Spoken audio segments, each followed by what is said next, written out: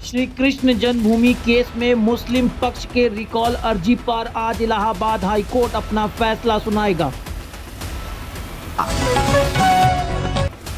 बता दें कि मथुरा की श्री कृष्ण जन्मभूमि और शाही ईदगाह मस्जिद विवाद मामले में मुस्लिम पक्ष की रिकॉल अर्जी पर आज इलाहाबाद हाई कोर्ट अपना फैसला सुनाएगा। जस्टिस मयंक कुमार जैन की सिंगल बेंच का फैसला दोपहर 3 बजे के बाद आने की उम्मीद है। शाही ईदगाह मस्जिद कमेटी ने हिंदू पक्ष की तरफ से दाखिल की गई सभी याचिकाओं की सुनवाई एक साथ किए जाने के आदेश को चुनौती दी है और अदालत ये आदेश वापस लिए जाने की गुहार लगाई है। आज के फैसले में अदालत को ये तय करना है कि हिंदू पक्ष की तरफ से दाखिल की गई तकरीबन 1.5 दर्जन याचिकाओं पर एक साथ सुनवाई की जाएगी या नहीं। मथुरा के मंदिर मस्जिद विवाद को लेकर हाई कोर्ट से आज आने वाला फैसला बेहद अहम होगा। हाई कोर्ट अगर मुस्लिम पक्ष की अर्जी को मंजूर कर लेता है तो मुकदमों का ट्रायल भी प्रभावित हो सकता है।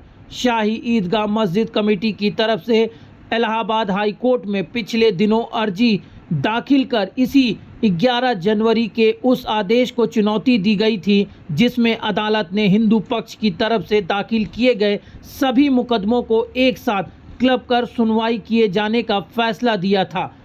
मस्जिद कमेटी की तरफ से कहा गया कि सभी मुकदमों में अलग अलग मांग की गई है, इसलिए इन्हें एक साथ नहीं सुना जाना चाहिए। मुकदमों की सुनवाई एक साथ होने से उनका सभी मामलों में विरोध का अधिकार खत्म हो जाएगा। शाही ईदगाह मस्जिद कमेटी की तरफ से कोर्ट में ये भी दलील दी गई थी कि मुकदमों की पोषणता तय होने से पहले ही उन्हें। मैं सौरभ तिवारी, सूट नंबर 9 श्री कृष्ण जन्मभूमि जो वाद है उसमें सूट नंबर 9 में भगवान बालकृष्ण विराजमान और 2 अन्य की तरफ से एडवोकेट हूं और आज श्री कृष्ण जन्मभूमि केस में माननीय इलाहाबाद उच्च न्यायालय court number 71 honourable justice Mayank Kumar Jain साहब की कोर्ट शाम को 3:50 पे एक जजमेंट, बहुत ही इंपॉर्टेंट जजमेंट डिलीवरी है।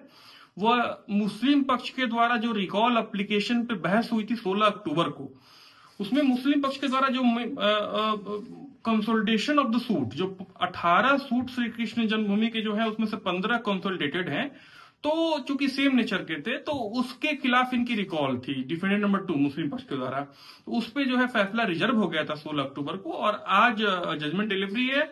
मुस्लिम पक्ष की जो मांगे थी वो ये थी कि सूट के कुछ फैक्ट कंसोलिडेटेड यानी एक साथ नहीं सुना जा सकता। अब आइए सुनते हैं अधिवक्ता हिंदू पक्ष के सौरभ तिवारी को। बहरहाल हम लोग के द्वारा जो आर्गुमेंट रखा गया वो यह था कि चूंकि सेम नेचर के सूट है और कंट्राडिक्टरी ऑर्डर्स न हो और टाइम बचे, मनी बचे, हर तरह से सुविधा हो, तो इसके लिए कंसोलिडेशन का जो ऑर्डर है ये रिकॉल नहीं होना चाहिए और इस पे आज ऑर्डर आएगा। हमें उम्मीद है कि सूट जो कुछ का जो इनका रिकॉल एप्लीकेशन है मुस्लिम पक्ष का कंसोलिडेशन के खिलाफ वो डिसमिस होगा और जो भी आदेश होगा वो दोनों पक्ष को मान्य होगा और जो भी इससे प्रभावित होगा वो ऊपरी अदालत में सर्वोच्च न्यायालय जाएगा।